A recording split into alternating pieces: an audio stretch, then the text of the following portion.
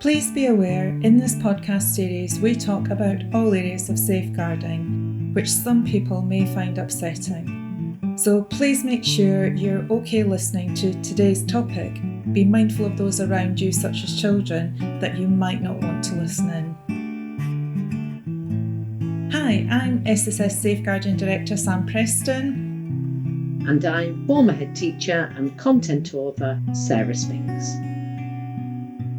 Welcome to our Safeguarding Conversation podcast. Today we are tackling an issue that too many families are, effectively battling in silence. We're talking about school refusal.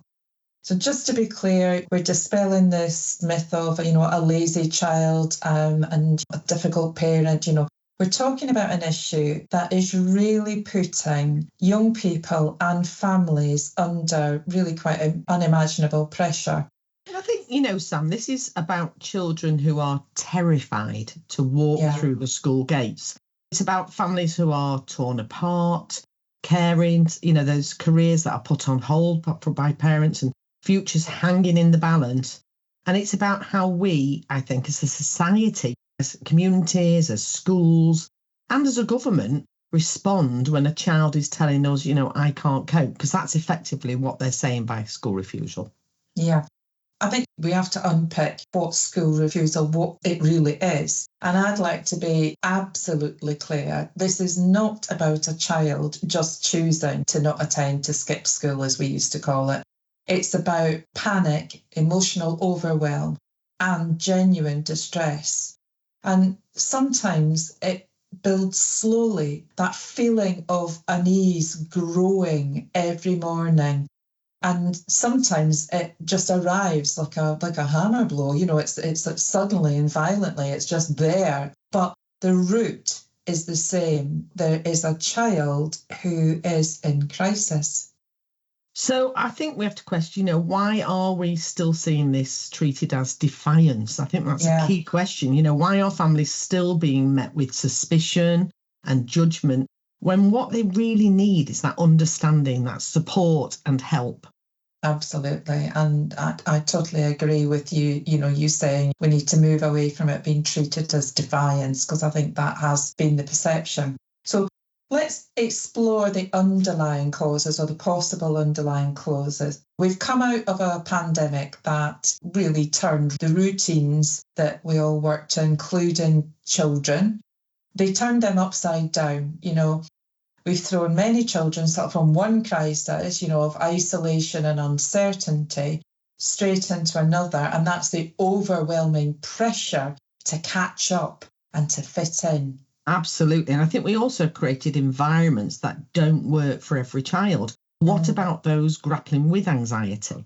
What about neurodivergent learners? Young people dealing with bullying in person or online? What about those chaotic or challenging home lives? They're all an essence behind this.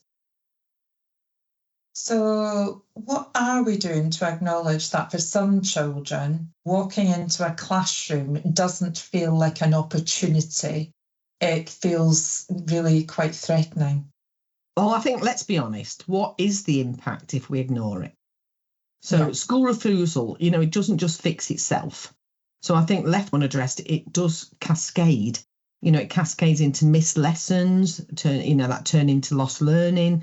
Isolation can grow, making friendships harder. Anxiety deepens, self-esteem crumbles, and home becomes a pressure cooker of guilt, desperation and conflict. Yeah, and I think we can't ignore the parents in this situation. And I know parents who have been trying to grapple with this. They describe and display feelings of guilt, and they feel they have to cope with judgment, and they really feel desperate. They've got this desperation where they just want to solve this issue. So it's that feeling of they think they're failing their child and themselves. And also there's the financial strain when a parent, if a parent has to give up work to support their child. The isolation when friends, colleagues, and sometimes even professionals just don't understand. And I think here's the bigger question, what is government doing about this? what policies are in place, what concrete support are we giving to schools, families and children? Because I know certainly as a former head teacher, Ofsted judge your school based on its attendance figures. And we know that nationally attendance has really decreased since the pandemic, and schools are daily suffering in trying to get children in. And it's that real difficulty between the top-down pressure of getting attendance up and the reality for the individual child and families of what's really going on in crisis at that personalised level. And I think schools are in that really difficult rock and a hard place with this. They are. I mean, I think there's some key questions. There's no national framework that treats school refusal as the crisis that it is. It doesn't recognise, there's nothing to recognise that. And when I say that, I mean in the context you've just described. Mm-hmm. It isn't just about getting those numbers back up. It's about unpicking what the issues are and what support's needed. Are mental health services properly funded and staffed to be able to support this? Mm-hmm. Are schools being trained and resourced to understand and respond with compassion? Mm. Or are we just leaving staff to pick the pieces up? Absolutely. And I think that brings me to think about that statutory guidance we've just talked about. I just wonder, will the government move towards making early intervention a legal requirement so that no child, no parent and no school is left fighting this crisis in isolation? I think we do need to think about having targeted funding for families impacted by long-term absence and not just see it as a big rod to beat families with. And I think the SEND and the Education Welfare Service, they need to have those resources to make those differences. But it's going to be a shift change in perspective, isn't it, as you've quite rightly said, because it is about managing this from a very different perspective. And I'm really struck that currently, at the time of recording, there is a big focus from central government on early help.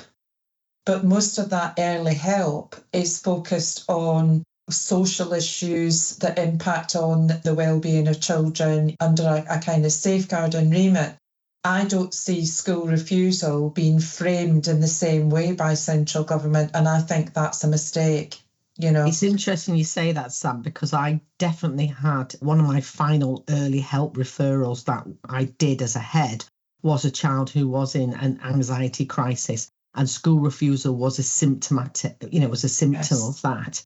Yeah. And so therefore we put in place with parental help, because parents were desperate, a part-time table for that child to enable her to get into school, but then with the caveat of being able to come in slightly later, leave slightly earlier, and that was with professional help as well. So early help is a route to help this, but it isn't on that radar of statutory support, as you rightly say.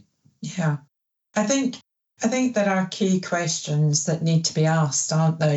That what more can be done right now for a child too frightened to walk into school tomorrow morning? Yeah, and what support can we put in place for those parents who are crying at the school gate? Because they may be literally crying, or they're crying inside because it's so difficult to deal with a child who refuses to go in. Yeah, absolutely. And I think they've got to acknowledge this issue as a priority and match those words with concrete policies, investment and accountability. And I think we need to, as we've said, stop treating school refusal as a problem for individual families and start treating it as a crisis that demands a collective and systematic response.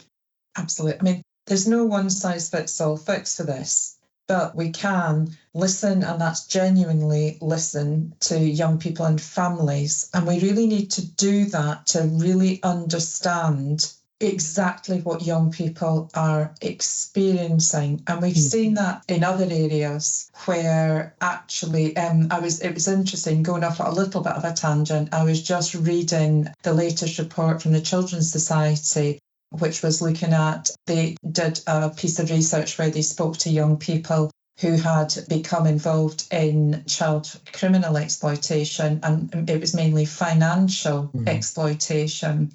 And it was very interesting because what they were actually feeding back was by telling children in RHSE lessons and etc. that this is actually illegal and, you could get into really serious trouble. that was actually stopping young people who had perhaps been targeted or who had actually become involved. They were then too frightened to go and tell anybody. Yes, because of that fear of the repercussions of actually being approached. Yeah. And the first dabbles. Yeah. Exactly. So whilst we are thinking it's really important for young people to know this, and it is important that they do realise that, we have to kind of also complement that with some, but you know what, if you're approached or you find yourself in that situation, there is help. And I guess what I'm saying is we're very good at putting policy together and deciding how we're going to deliver things, and we don't often actually capture the young people's views, because in your adolescent years, you haven't got a good framework for making decisions. You will make mistakes. It's a learning process, and we need to sort of see the world as they are seeing it. You need to acknowledge those lived experiences, don't we? Absolutely. In whatever field or concept. So in the concept of school refusal, we need to really understand and listen to the lived experiences of young people. Absolutely. And I think, there's also work to be done about building trust between schools and parents, because often that breaks down because, as you've pointed out, when you've got this big pressure on attendance, if that's the driver for the contact with a parent, then it needs to be, again, complemented with recognising that this is a real issue that actually needs support to fix it, rather than your child just needs to turn up, please, approach. Yeah. I think we need to train staff, including teachers, office staff, support staff, lunchtime supervisors, to spot those early warning signs.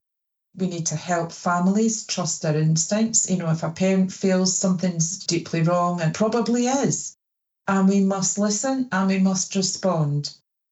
And I think we have to offer flexible approaches, as you described, Sarah, adjusted timetables, sort of partial returns, quiet spaces, mental health and wellbeing support. Yeah. And I think also, dare I say, we need to push for wider access to external services, from SEND teams and education welfare officers to mental health professionals.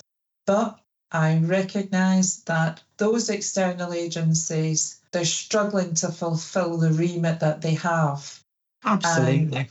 And it's very, very difficult to actually get that, get the continuity of that support across all areas. Absolutely. And I think that's where we can say that we need to demand more from those in power, because, we need that stronger national guidance for tackling school refusal. We need those clear policies that prioritise early intervention, particularly with the caveat of young people's voices and lived experiences helping to formulate that. And then, those ring-fence funding, that's really important for training staff and supporting families, albeit to schools or to the external professional services that support that long-term support for families that are pushed out of work or into crisis because of this. And that national conversation that removes that stigma and focuses on making school a safe space for children. Yeah, absolutely. You're quite right saying, removing the stigma. School refusals is not about laziness, defiance, or bad parenting. It's about crisis and it's about vulnerability. Yeah, and I think it's important, behind every missed lesson is a child trying desperately to hold it together. Behind every parent is someone doing their best to help, often, with no roadmap or no support and no understanding. Yeah, I think it does beg the question, will we, as schools, as government and society, are we going to rise to the challenge here? I think there's lots of conversation, but are we going to match those words with action? I think we've really got to take a stand and support children and families, or otherwise we're leaving them. And that is what is happening in the main. We are leaving them to bear the weight of trying to cope with this on their own. I know, and I think the answer to those questions, will define the future for countless children across the country. And I just hope, we can make it a future that's worth hoping for, really. Yeah. Well, I hope listeners will share this conversation. It's really thought-provoking, and I think by having conversations, we will hopefully shift perceptions that some people have about school refusal, because that needs to happen. We need to talk about it. We've got to see this issue as something that early help is needed and support is needed. Children and their families, they need to be seen and heard, and we've got to act upon just like we would do any other issue that we discover. It's my mantra with safeguarding. If you see it, if you hear it, you know it. And when you know it, you have to do something about it. So I do hope we keep this conversation going. I'm sure it'll be something that we revisit, and it'll be interesting to see what direction and focus is going to be shared from government office. So until next time, stay alert, stay open, and for goodness sake, please do support these children and their families.